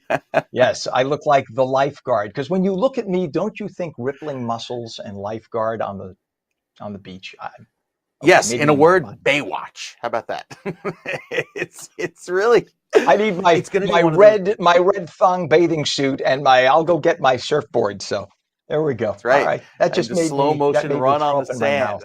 That's what I'm thinking. I got to do an AI version of this. That's it. I have the little trial of Google's VO. We'll do an AI version and post it to social. That's how you go viral, Ken. That's how you do it. Oh my God, no, don't do that to people. They'll never unsee that. Oh God. All right, sir, please. Well, hey, if you're Good headed morning. down the shore today, if you're headed down the shore, you've got some amazing weather to enjoy. That stroll on the beach, a little bit of a cooler feel in the mid 80s, cooler relatively speaking. I mean, you go west of the parkway, you're easily in the 90s from New Brunswick and Matawan, but slightly more pleasant there down by Point Pleasant, and even in Toms River, 87 as the high. With the sea breeze developing today, you get some relief from not only the allergens in the air, like the pollens, which are at the moderate level for wheats and grasses, but also better air quality, not as much smoke or ozone from all of the pollution inland. So that'll be good. And catch a breath of fresh air down toward the waterfront. UV index today at a 7, which is considered high. It's a tick lower than yesterday, predominantly due to the smoke particles in the atmosphere scattering a lot of that sunlight high up in the air. With the rain that moves in later tomorrow, this is the line of showers that takes over and begins tomorrow night, lasting through Saturday morning. But until then, it's a hot one, with highs today climbing into the 90s, feeling even hotter. The clouds come in tomorrow from the south with a southerly breeze, give us another warm and humid day. Cooler at the coast. Look at that, only in the upper 60s after the sea breeze kicks in down toward LBI. And then Saturday morning, these are the line of thunderstorms that crosses New Jersey early on in the morning and lasts until about midday. We get a slight break in the action down across southern New Jersey, but it's still pretty rainy up north, with that wet weather lasting all throughout Saturday afternoon. The dew points, or the temperature where the air is saturated, this is how much humidity is in the air, and that shade of green shows, well, it's pretty humid right through the end of the day Saturday, but Sunday sees a nice relief with that temperature dropping down into the 50s and that shade of yellow taking over, that drier color on the scale. So that'll feel much more pleasant once Sunday rolls around. Even with it, we start off cool Sunday morning, climbing to a warm 70, 75, maybe 80s in northern New Jersey. So it'll be much more pleasant by the end of the weekend. Sunday night might have a quick passing residual sprinkle, but overall it's drying out for Monday. We get a little shower chance on Tuesday, and then Wednesday looks really nice with lots of dry weather yet again across the state. So very pretty weather on the way for this weekend once we get through the rain on Saturday. Again, Saturday is pretty wet and soggy, but Sunday looks beautiful with highs in the mid 70s. Less humid too, so it'll feel nicer by the end of the weekend, Ken. We like that. Thank you very much, Mike. 69 degrees now, 8:22. We do have some traffic to talk about if we could right now on the New Jersey Turnpike. This is mile marker 100 if you take a look. This is just volume, but a little while ago, actually, it was a lot heavier than that. So it's kind of lightening up. This is headed into Newark, but you can see the traffic's pretty good, pretty a good pace at this hour. Again, just a lot of volume to look out for. Take a look, though, at the GWB upper and lower level approach. Watch how well this is moving. This is shocking at this hour. Usually it's bumper to bumper at this hour, but the upper and lower level approach at the, this is the 8095 approach, upper and lower level to the GWB. It's like fly in. If you want to go into Manhattan, that's the way to go. It's actually only 15 minutes to cross over into Manhattan on the GWB right now, 30 minutes at the Lincoln and 20 minutes at the Holland. 8:23, a heated debate over New Jersey's proposed bill S1796, which critics say threatens parental rights and homeschooling freedom. Joining us is Rosemary Becky, who represents Jersey First and Americans for Prosperity, to discuss why they're strongly opposing this legislation and its potential impact on families and educational innovation. Rosemary, good morning. Thanks for coming on this morning. Good morning, Ken. It's great to be here. Yeah, well, good to have you. And why do Jersey First and Americans for Prosperity view S1796 as a threat to parental rights and homeschooling in New Jersey? So, Ken, I will start by telling you I am actually one of those parents that ended up homeschooling a child as a result of kind of what occurred during COVID. And, it's a remarkable experience. And I will tell you, my daughter is actually now a third year at the University of Virginia. And frankly, I feel as though it was an incredible experience for her, and she ended up in a better place by being homeschooled. And this legislation does nothing other than create more red tape for parents who are homeschooling, who are working hard, who have made decisions about their children's future. And this legislation doesn't do anything. It requires annual reporting, and then it requires the posting of how many children are being homeschooled on a website. That's incredibly intrusive and unnecessary. Which is amazing because in many parts of the country and traditionally, before we had the schoolhouse, parents educated their children at home. That's part of the tradition of Western civilization. That's how kids were educated. It was only literally in the last 150 years that we even had a public school system. And in a lot of small rural communities around the country, up until 40 and 50 years ago, people still homeschooled. This is not an unusual thing. And when you take a look at the way the public school system has decayed in many, especially more urban centers, that if you, especially for parents who can't afford a private school, this is the way to go. You get to impose your values on your child as opposed to a public school system. So why do you think the government of New Jersey feels it necessary always to intrude where they shouldn't? Well, we seem to love to create red tape and make things hard for people where we really shouldn't be doing it. And you really hit the nail on the head. When you are homeschooling a child, you are so involved in what is happening and the curriculum. And it is a great opportunity for parents, frankly, to be more involved with their children's education. And again, we saw what happened during COVID. And in fact, a recent survey showed that of 1,000 homeschool families, 87% started homeschooling after the pandemic or since the pandemic and stuff. And so, sometimes schools will fail us, and sometimes schools aren't the right fit for our kids. And parents need an option. They really do. You would think that, they would be happy to have a number of students homeschooled because that takes the burden off the classroom size and everything else. I would think if I'm running public schools in New Jersey, I want as many Catholic schools, as many Montessori schools and Christian schools and yeshivas. I want as many as possible because now you can have smaller classroom sizes in the public school system, right? And let everybody have their own choice.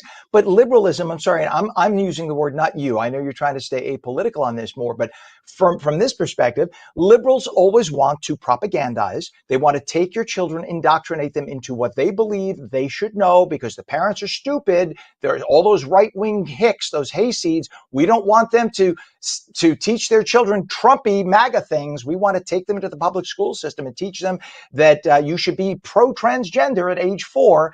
This is what we have today. And it's always in blue states where you have this kind of an imposition. And they try to make it look like it's a weird thing to have what we've had for 200, 300, 400 years, actually going back to the beginning of Western civilization.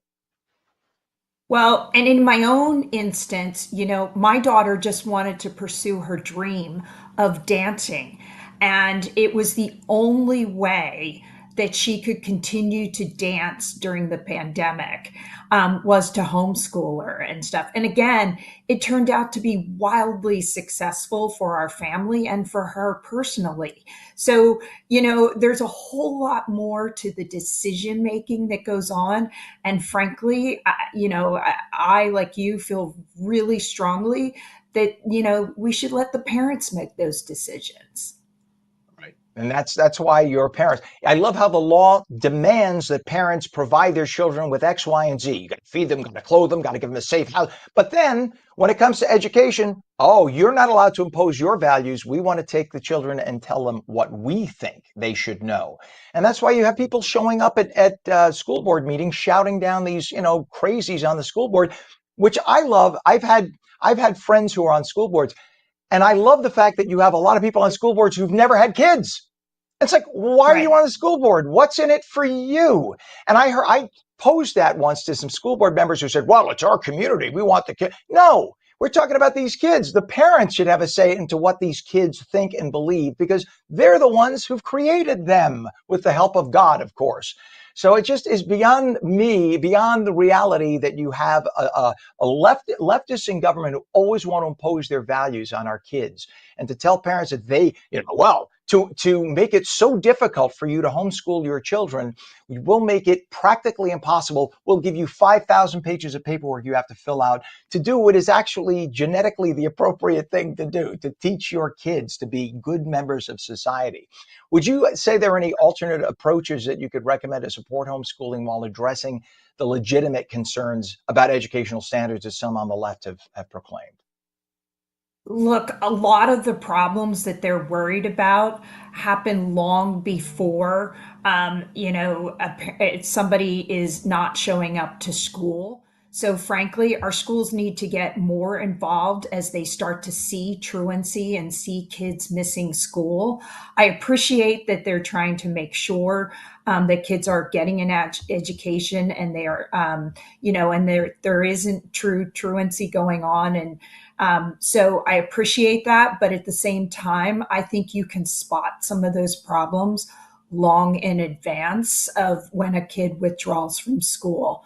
So, Yeah. I would encourage more with respect to addressing those problems early on versus making a homeschooling parent do all this reporting as you suggested. I mean, instead of working on curriculum, instead of spending time with kids, our parents are going to be spending time filling out forms. That's crazy. All right. What's a website for people to get more information or to tell their legislators how they feel about this, Rosemary? So just visit us at jerseyfirst.org. It's jersey1st.org, and you can find more information. And you can send letters to your legislators and tell them how you feel about this. It is really important to weigh in. The Senate Education Committee is listening, taking this up today. There's a hearing at 11 a.m. So it's really important to get online today and make your voice known. All right. Thank you so much, Rosemary Becky, who is representing Jersey First and Americans for Prosperity. Parents want to homeschool their kids. Government should make it as easy as possible, not so difficult. Thank you for joining us this morning. Let us know how things work out. Will do.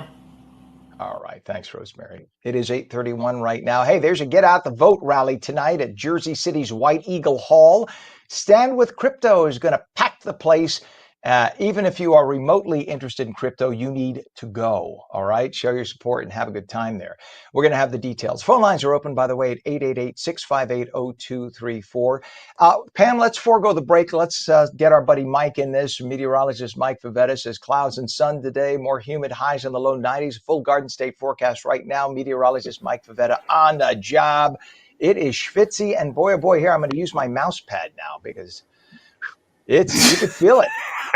My air conditioner, I said to the air conditioner, hey, could you at least give me 72? And here's what I got. Leave me alone. So when the air conditioner talks to me, it's bad. It's a bad sign, Mike. It's for the air conditioners. But remember, when there's more humidity, the air conditioners work more effectively. They're more efficient in that matter because there's more moisture. Process? Yes, exactly. There's more available moisture to take out of the air, so you'll get a better, colder feel. It'll still feel a bit humid, but still, what's nicer than a cold breeze on a hot and humid summer day? You walk outside, it'll feel like dog's breath. That really just humid, steamy feel. I mean, that's what it's like, especially with highs that'll climb into the 90s this afternoon. Very humid weather, poor air quality, and then, of course, with the humidity building into tomorrow, we have some storms that arrive by Saturday. So here's a look at the temperatures down the shore. Much cooler along the coast. You get a lovely sea breeze as opposed to inland west of the Parkway, easily touching the upper 80s and low 90s, probably a little bit warmer thanks to all of that heat and humidity building. Cooler at the coast with water temperatures now warming. That just updated to 65 degrees. So water is warming quickly with the sunrise earlier today and that the high tide rather, happened earlier, the low tide later on this morning at 10:30 over in Sandy Hook. Here's a look at the latest smoke imagery from space, the wildfires there in Canada over Alberta and Saskatchewan. Most of the smoke is heading to the north, and as that southerly breeze pushes in, I think we'll get a little bit better of air quality down south of 195. But if you find yourself in northern New Jersey, again today, very warm, very humid, poor air quality for you. When that number goes above 100, that's when there's some issues for those with respiratory problems. Throughout this afternoon, mostly sunny skies, a few passing clouds this morning. They go by, giving us more clouds tomorrow with a little bit of a chance of rain later at night, but most of the rain falls on Saturday. And it's that wet weather on Saturday that even gives us the potential for some general thunderstorms here in northern New Jersey. Anytime it's green, that marginal risk, it doesn't mean there's a severe component, but it means that, yeah, there'll be some storms around that may reach severe criteria. At least it's the lowest level on the scale. Here is the rain that comes in for tomorrow night, lasting through Saturday. All of those showers taking over, really due to the front, that will clear out by Saturday night, meaning that Sunday morning is nice and dry, beautiful and clear. High pressure swings in and gives us a lovely afternoon, really morning, noon, and evening. Very pleasant until Monday when we could have another chance of a shower. So the weather pattern is moving a little faster than it did earlier last month, where we had those days of rain or days of sunshine. Now we get a change in the weather just about every other day, especially with the rain on Saturday, back to sunshine for Sunday. I think the early morning showers will be done quickly. Monday looks pretty, 75 as the high, and then another shot for some rain by Tuesday. So in this case, it's if you don't like the weather, just wait a few hours and it changes again. Have wet weather on Saturday down the shore. Sunday looks drier, and then Monday and Tuesday pretty clear with those highs climbing into the mid and upper 70s, Ken. So pretty decent to enjoy a summery feel here across New Jersey. And you know, Mike, you mentioned Sandy Hook before. You know, the now no longer elected mayor of Sandy Hook from years ago, he was elected out, if you will, voted out by popular demand. You know what he wanted to call the residents of Sandy Hook? Sandy Hookers. No. Oh, boy. Yeah, and that's why he's no longer the mayor. He was voted out. Yeah. I just got a womp from Pam in my ear. Thank you very much. And if I keep it up, I'll also have no show. So I'll stop right there. Thank you, Mike. And by the way, the temperature keeps ticking up. It's now 70 degrees at 8:36. Take a look at this traffic. Garden State Parkway. And yes, Pam said the minute we go to this camera, it's going to start moving. That was bumper to bumper 10 seconds ago. Of course, Pam, now it's moving. But this is mile marker 147.0, exit 145, entering the Parkway. So this is in the vicinity of I-280 East Orange. And again, that was bumper to bumper a moment ago, but it's good to see it's moving. I'm glad. We have just one or two other issues. Roving repairs Route 130, Cooper Street in Willingboro Township, stretching to Columbus Road in Mansfield Township with the left lane closed. Take a look at the upper and lower level approach 8095 to the GWB. It is going great. Upper level on the right, lower level on the left. Things are moving great. About a 15-minute crossover time into Manhattan. We haven't had that in a long time. Take advantage of it because the Lincoln is now 35 minutes and it's 25 minutes at the Holland. So your best approach is now the GWB. 8:37 right now with the gubernatorial primary just days away. The crypto community is making its voice heard. Stand with Crypto is hosting a Get Out the Vote rally tonight at 6 p.m. at Jersey City's White Eagle Hall, featuring live music from Hudson County native 70s Shaken, along with free food and drinks. Over 65,000 crypto advocates in the state. 52 million Americans owning cryptocurrency. I'm one of them. Full disclosure. This evening, the event aims at mobilizing a critical voting bloc to shape the future of crypto policy in the Garden State. And joining us now is our good friend Carlos Ivan Marino, president of Stand with Crypto's New Jersey chapter. Hey, Carlos, good to have you back on the show. I saw Bitcoin was shooting up. It was over 111,000 the other day, right? Yeah. It's nice to see. It's nice to see stuff like that. So tell us about the big event tonight. Okay, so the big event today is pretty much going to be at the White Eagle Hall. It's going to be at 337 Newark Avenue, Jersey City. And really the main reason for this is that, Stand with Crypto, we represent more than 60,000 New Jerseyans that believe in transformative potential of blockchain technology and digital assets. And, I have to say that, as I've said before, we are entrepreneurs, developers, investors, and everyday citizens that understand cryptocurrency and blockchain innovation. And this event is more of a way for us to, come together and, just support one another, and also support, like that there is an election coming up, and, representation matters, and getting out the vote matters. And municipalities investing or using crypto can really help from a financial perspective, right? Because the dollar has become so devalued. Every time the government increases its spending by trillions that we don't have in order to make payments, they print more paper. And what that does is, and people don't grasp this concept, if you have a $10 bill in your pocket and the feds print another 2 trillion to pay the bills, which they're doing every year, your $10 bill is only worth $5 next year or $4. Whereas if you invest in crypto, you're locked into whatever the value of crypto is at that moment, because there's a finite amount of crypto. People just don't grasp that. And that's what gets me. That's why I think some younger people are getting it, and people who start doing reading are getting it. So how do you get this message out to people to make sure they realize that it is that essential it's their own future financially to invest in crypto, and make sure that their officials in the government know this? Yes. The best thing that anybody could do is, you can go online, go to like a website, standwithcrypto.org. They can go there. They can also, just do searches online. And, you are correct when you say that when you look at cryptocurrencies, for example, we'll use Bitcoin, it's right now being considered as, it is digital gold.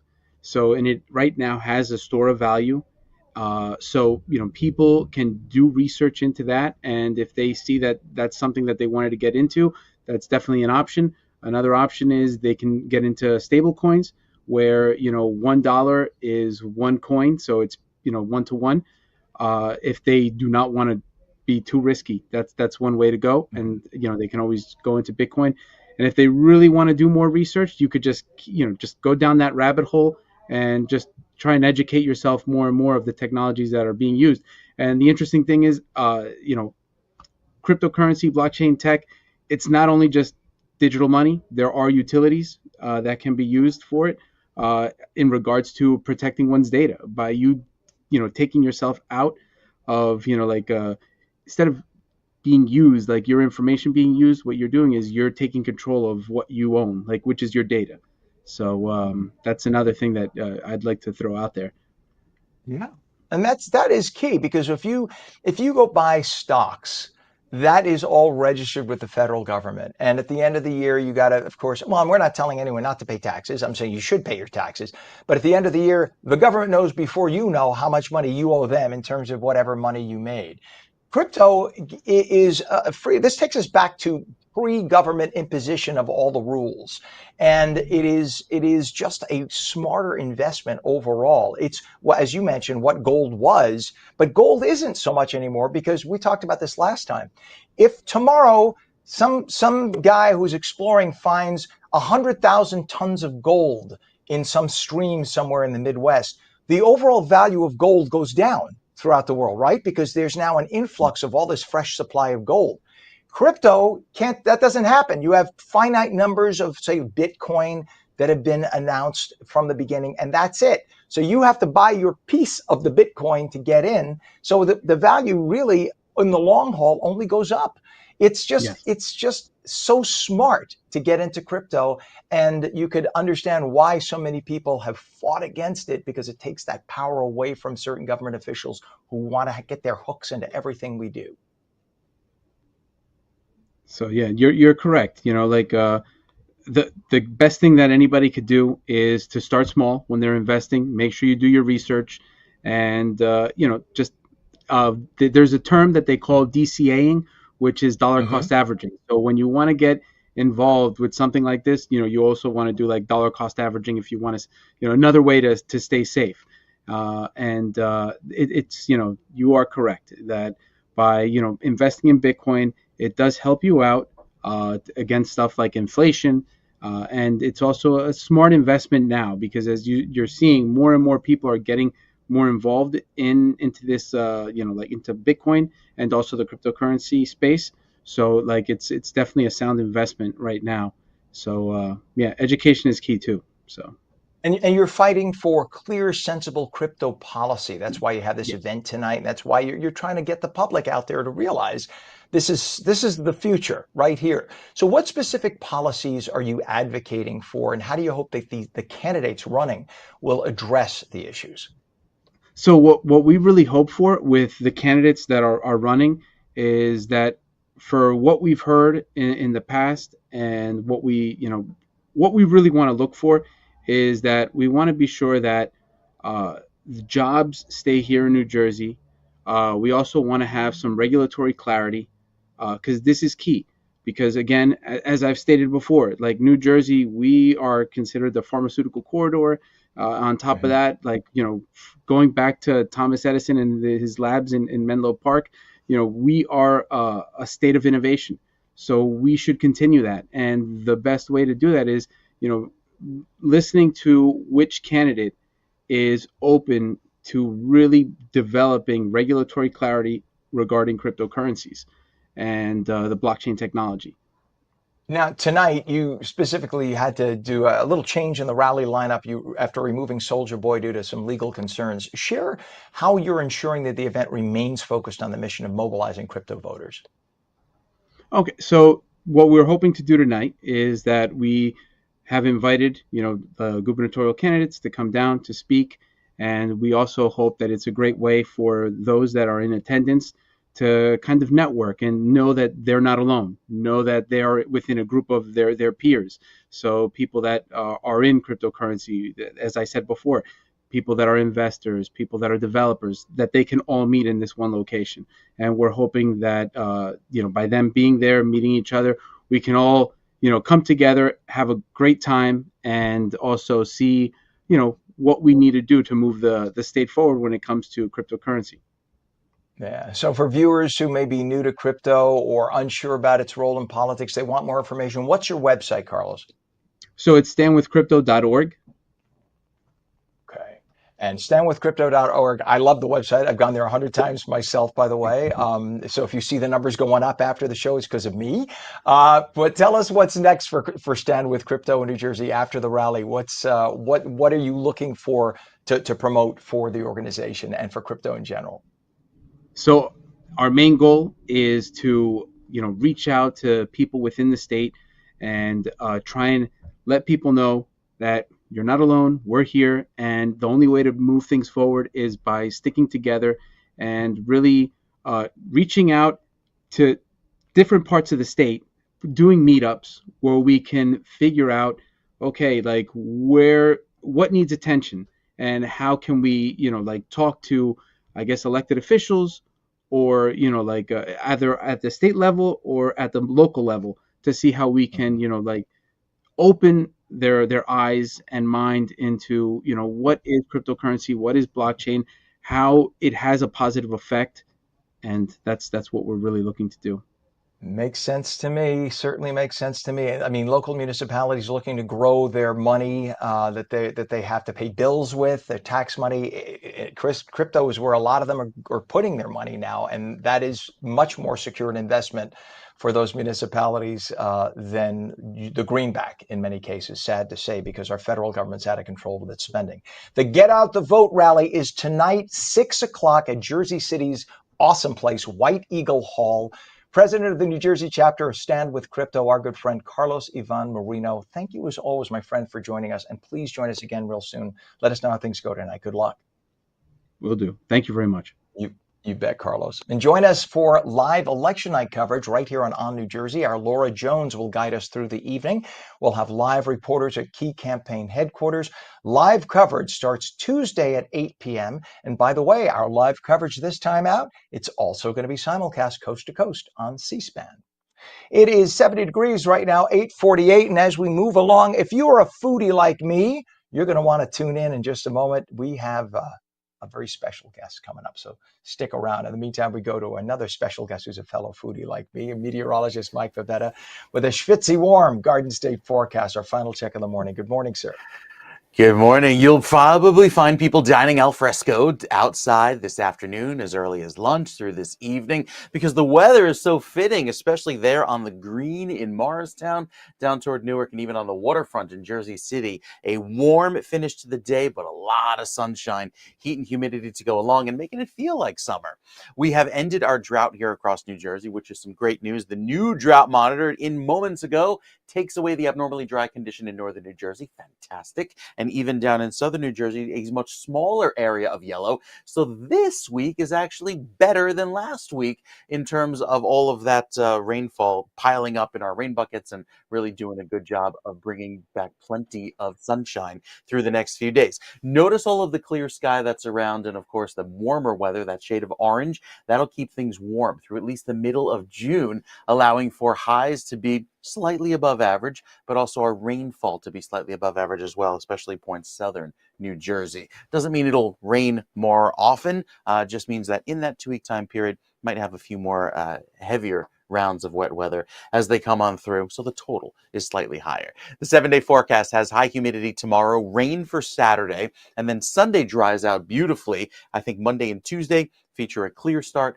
and then a little bit more wet weather coming back by the middle of next week. So it's a faster weather pattern where we have changes that occur more quickly, even down the shore. Clouds tomorrow, rain on Saturday, back to sun by Sunday, and that sunshine sticks around into Monday with a high of 75. So Ken, feeling a little bit cooler toward the coast as long as that wind blows in off of a 64-degree Atlantic Ocean. But we'll take that sunshine, especially if it means a summery feel here for New Jersey. Yeah, it's amazing as the hot air blows over the cool ocean. It's like air conditioning, right? So you get the cooler breeze because of that if you're right along the shore. But then all you got to do is go a mile inland and it hits That's you it. like a ton of bricks. Amazing. All right, Mike, thank you very much. We appreciate it, my friend. Have a great day.